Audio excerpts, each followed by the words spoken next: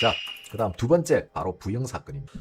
야, 이거는 조금 예상외였어요. 왜냐면은 내가 첫 번째 질문을 했을 때 그 답변을 보면은 두 번째가 유추가 가능했거든. 그런데 첫 번째 질문과 두 번째 질문에는 전제 조건이 하나가 빠져 있어. 즉, 형님들이 분노해야 돼. 분노의 대상이 없습니다. 분노의 대상이 없다는 거야. 첫 번째는 형님들이 분노해야 될 대상이 있었지. 지속적인 괴롭힘을 하는 아들이 있었지. 갑지. 그런데 부영 사건은 똑같은 시스템인데도 불구하고 그 분노해야 될 대상이 없는, 말 그대로 분노한 대상만 없는 회사의 대처를 그대로 써놓은 거예요. 이 두 가지를 봤을 때 형님들은 그 사람이 정의롭든 정의롭지 않든, 그 사람이 성품이 바르든 바르지 않든 누군가가 군집되어 있는 전체주의, 즉 군중 심리에 쉽게 현혹이 되고 그 사람들이 말한 선입관에 이미 뇌를 지배당하는 아주 멘탈이 바사삭 에이스 비스켓보다도 못한 사람들이라는 걸 알 수 있습니다. 만약에 형님들이 정말 단단한 사고를 가지고 계신다면 이거 역시 부영이 올바르게 처리했다. 다소 불법이 있었지만 그래도 부영은 직원들을 위해서 회사가 어느 정도 감수를 하면서 하는 게 맞았다라는 답이 나와야 돼요. 그런데 대부분이 절반 이상이 아니요를 답했어요. 회사가 올바른 대처를 한 게 아니다. 그 첫 번째가 바로 홀로 퇴근 중에 돌연사를 했습니다. 돌연사, 직원의 돌연사. 자, 이거는 산재가 안 됩니다. 산재를 못 받음으로 인해서 엄청난 가족들의 어떤 금전적인 피해가 예상됨에도 형님들은 회사가 잘못했다 그랬어요. 그리고 두 번째, 아기가 출산 6개월을 앞두고 직원이 돌연사를 했습니다. 그런데도 그때까지 근무 한글로 치자고 하면서 출산 장려금까지 받았어요. 자, 이거는 감성적인 접근에서 접근을 하자면은 회사가 어려운 직원을 위해서 도와줬다가 돼. 근데 형님들은 희한하게도 부영이 올바르게 잘 대처하지 못했다는데 체크를 했어요. 왜? 분노해야 될 대상이었거든. 그러니까 이성적인 판단을 하는 거예요. 여기에서 올바르게 잘 대처했다라고 생각하는 43% 형님들과, 그리고 첫 번째 질문에서 정의 구현을 한다라고 외쳤던 형님들은 심리학적으로 군중심리와 전체주의에 더 호감을 느끼시는 분들입니다. 굉장히 위험하신 분들이에요. 형님들은 자유민주주의보다는 사회주의에 더 가까운 사고를 가지고 있다. 그래서 제가 말씀드렸던 거예요. 자유민주주의를 외치면서 누구보다도 사회주의와 전체주의를 사랑하는 대한민국 국민. 다시 말해서 자유에 대한, 자유민주주의에 대한 개념도 없는 국민. 제가 예전에 한참 외쳤던 구호죠. 자, 부영이 올바르게 잘 대처했다. 예라고 하신 분들은 심각한 상태입니다. 굉장히 심각합니다. 자, 형님들은 부영이요, 두 가지 위법한 사항을 했어요. 첫째, 사망했습니다. 산재 적용이 안 돼요. 그런데 산재 적용을 해줬죠. 이거는 뭐다? 공사문서 위조에 해당됩니다. 두 번째, 아이가 출산할 때까지 근무 한글로 하면서 출산 장려금까지 받게 했다. 이거 역시 공사문서 위조에 배임 행위입니다. 공금을 유용한 거죠. 아, 왜 제가 예라고 하신 분들이 심각하냐면은 이 형님들은 누군가를 위해서, 정의를 위해서, 그러니까 이 형님들의 기준으로 이야기해 볼게요. 약자를 위해서는, 이 약자를 지키기 위해서는 어느 정도의 위법도 가능하다라는 이야기. 이 존나게 위험한 발상입니다. 그거 지금 민주당이 하고 있는 거예요. 우리가 법을 위반하는 거는 저 약한 사람을 지키기 위해서 그랬다고. 그러니까 이거는 위법보다는 정의가 우선한다고. 이거는 용서해줘야 된다고. 굉장히 위험한 사고방식. 이 사고가 지금 올림픽 공원에서 그대로 여과 없이 나오고 있어요. 이성적인 판단은 없고 누구를 때려 죽이자, 그 가상의 적을 만들고 분노할 대상을 만들어서 공격을 하고 있어요. 그게 누구든 관계없어. 저 역시 마찬가지로 공격했으니까. 그죠? 선관위. 자, 그러면은 그 부작용에 대해서 이제부터 설명할 겁니다. 왜 만들었는지 모를 여러 가지 분노의 대상. 여기에서 분노의 대상이 선관위 말고는 누가 있죠? 자, 1차원적으로 한번 생각해 봅시다. 이 일을 저지른 사람이 누구죠? 선관위잖아. 저는 예전에 형님들에게 이런 이야기를 했습니다. 이번 부정선거를 한 번씩 이야기하면서 제가 새로운 논리로, 새로운 어떤 전제를 가지고 한번 분석해 드린 적이 있어요. 어쩌면 국힘도 민주당도 선관위의 희생양일 수 있다. 제가 이런 이야기를 한번 한 적이 있어요. 어차피 선관위가 깔아놓은 판에 거기에 쪼를 올리는 역할이 지금 대한민국의 정당일 수 있다. 이미 선관위가 경기도 성남에는 파란, 부천에는 빨강, 서울은 빨강, 부산은 파랑, 이미 정해놓은 선관위 판에 말만 재배치를 한 게 정당이라 그럴 가능성도 있다라는 전제를 제가 한번 깐 적이 있죠. 제가 왜 이런 이야기를 했냐면은 형님들은 논제를 벗어나고 있어요. 자, 지금 선관위에 대한 분노는 처음에 100%였으면은 지금 형님들이 선관위에 가지는 분노는 30밖에 안 돼. 그럼 나머지 70 어디 갔어요? 사라진 70% 어디 갔습니까? 형님들 지금 처음 같이 지금 선관위에 대한 분노가 있습니까? 없잖아. 지금 형님들은 무엇에 가장 분노하고 있죠? 그렇지.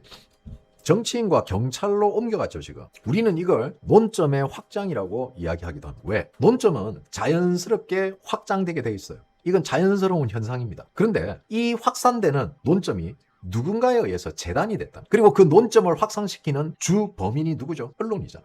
형님들은 언론을 믿지 않는다면서도 누구보다도 언론에 보도되는 내용을 믿습니다. 자가당착적인 모습이죠. 그래서 저는 제 구독자를 믿지 않는 겁니다. 그래서 저는 니들이 듣고 싶은 이야기를 안 해줘요. 왠지 아세요? 오늘 니들이 원하는 소리를 해주면은 내일 상황이 바뀌면은 와, 이 새끼 그 거짓말했네. 그게 당신들이야. 그래서 나는 절대 당신들이 원하는 소리를 해주지 않습니다. 그렇게 끌려가면은 망해요, 방송이. 당신들 논리대로라면은 구독자 싫어하고 구독자한테 막말하고 구독자 차단이나 때려받고 구독자한테 쌍욕받고 구독자한테 패드립 박는 이 새끼 이런 방송은 절대 오래 못 가고 망한다.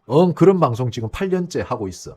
구독자 10,000명짜리밖에 안 되는 내가 실시간 방송 2,000명, 3,000명, 4,000명, 5,000명, 6,000명씩 거느리고 8년째 하고 있어. 얼마나 너네들이 영향력 없고 얼마나 너네들이 생각이 없고 얼마나 너네들이 존중 못 받는 사람인가를 너네 스스로가 지금 증명하고 있잖아. 자, 하물며 유튜브에 1인 나 홀로 방송하는 개학고 씹찐따 코인파리 유튜버인 나도 당신들을 무시하는데 배지단 의원들은 얼마나 너네를 조수로 볼까? 내 입장에서도 아무런 영향력을 못 느끼는데 배지단 의원들은 너네들이 영향력 있다고 느낄까? 나는 권력도 없어. 그런데 걔네들은 무소불위의 권력을 가지고 있어. 자, 그러면 우리는 여기서 두 가지 부류의 사람들이 있겠죠. 첫째, 와, 이 새끼 말 족같이 하네. 두 번째, 원인이 뭘까? 딱 이 두 부류의 사람은 이 새끼 그 말 족같이 하네. 지금 이 말을 하거나 이 말이 머릿속에 떠오르는 사람들은 형님들 애국자 아니야. 코스프레 그만하고 꺼져. 내 방송에서. 왠지 아냐? 왜 국회의원들이 하물며 이 학고 유튜브조차 우리를 영향력 없는 존재로 인식할까? 거기에 대한 심각성을 받아들이질 않고 이 새끼 이거 족같은 새끼는 이런 식으로 해갖고 돈만 받아 처먹는 코인파리 유튜버 이 새끼 이거 대진년 아니면 100% 이 새끼 이란이 고양일 거야. 여기서 제가 던지는 본질적인 건 뭘까요? 나 같은 학고 유튜브도 너네들을 무시하는데 그 권력이 놓고 공권력에 그리고 대한민국 중앙정부에 포함이 되고 있는 정치인들이 나보다 더 높은 자리에 있는 사람 더 당신들을 무시할 거라는 그 논점을 형님들에게 제가 던져준 겁니다. 그러면 왜 내 같은 사람과 정치인들은 당신들을 무시할까? 거기에 대한 이유를 알아야겠죠. 야, 우리가 왜 이렇게 영향력이 없고 이들에게 무시를 당하고 있을까? 무시를 안 당하려고 노력을 해야 될 거 아니야. 그런데 현실은 받아들이지 않고 이 새끼 그 말 족같이 하네. 그걸로 상대의 스피커를 부정하면은 뭐가 달라지나? 나를 부정하면은 니들이 밖에 나가면 대우받아? 아니잖아. 더 긁히게 말해줘요? 내가 형님들 더 긁히게 말을 할 줄 몰라서 안 하는 게 아니야. 그러면은 우리는 왜 이렇게 정치인들이나 이런 유튜브들이 우리를 개돼지 취급할까? 간단해요. 굉장히 간단합니다. 그 쉬운 걸 못해. 그 쉬운 돈 버는 법을 가르쳐줘도 돈을 못 벌고 지 스스로 걷어차 밥그릇을. 기준이 없어요. 기준이. 그동안 제가 형님들에게 7년 동안 8년 동안 방송하면서 제가 형님들을 이런 형님들을 어디에다 비교했는가? 잘 생각해 봅니다. 자, 첫째, 제가 형님들을 레밍 때에 비교를 했죠. 레밍이 뭡니까? 생각 없는 벌레들. 두 번째, 피리 부는 사나이를 쫓아다니는 쥐새끼 때. 많이 긁힐 겁니다. 그런데 들으세요. 기분 족같지만 들으셔야 됩니다. 기준이 없단 말이야. 왜? 이런 기준이 없는 사람들은 누군가 선동할 수 있는 선동꾼, 쉽게 말해서 피리 부는 사나이를 적재적시에 배치를 하면은 어제까지만 해도 직장에서 끝까지 버티고 살아남아야 되는 사람한테 정의 구현하라고 회사 그만두려 했다가 적당한 선동꾼이 나타나서 휘파람을 불어주고 피리를 불어주면은 갑자기 이성적인 판단을 하는 이상한 헤게모니를 가진 사람들이란. 다시 말해서 형님들은 스스로 생각하고 스스로 자신이 가지고 있는 이념을 가지고 사건을 바라보는 게 아니고 누군가는 이 사건을 어떻게 바라보고 있는가. 즉 남의 시선이 더 중요한 사람들이야. 아, 저 사람들이 저기 많이 모여 있으니까 저 사람들이 맞겠지? 이 사람들이 이렇게 말하니까 아, 이 사람들 말이 맞겠지? 아젠다가 없어. 신념이 없다고. 신념이 약한 사람일수록 잘 휘둘리죠. 제가 그동안 형님들에게 많은 이야기를 한 것 중에 항상 형님들에게 습관적으로 하던 이야기예요. 신념을 가져라. 자, 내가 재밌는 이야기 한번 해볼까? 장동혁이가 지금 나와 있어. 나도 장동혁 욕면 안 했지, 그지? 저 새끼 진짜 광화문에 가죽백에서 거꾸로 매달아야 된다 했잖아. 그런데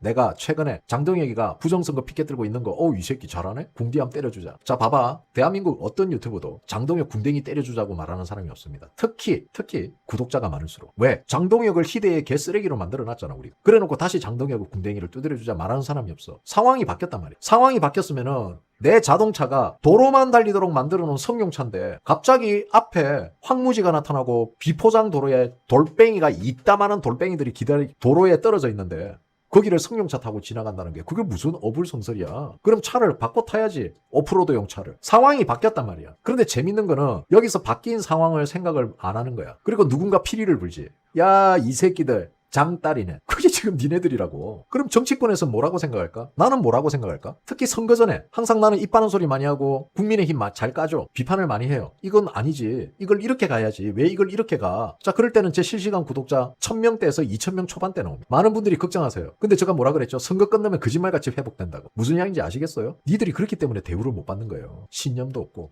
주관도 없고 아는 것도 없고 그냥 사람들이 몰려가고 지가 즐겨보는 유튜브에서 이 새끼 쳐 빨고 있으면은 저 새끼 빨아야 된다고 막 서로 앞다투어 빨고 있고. 그러니까 내 같은 학구 유튜버한테조차 개돼지 취급받잖아. 유튜버들이 니네들을 무슨 지지자로 봐. 니네들 한 명 한 명이 코인으로 보이는데. 유튜버들이 왜 길거리 나가서 집회하면서 자기네들이 그 캐파 먹으려고 서로 싸우는데. 구독자가 많을수록 방송을 시청하는 시청자가 많아지고 그러면 거기에 따른 광고 수익이 엄청나게 들어오는데.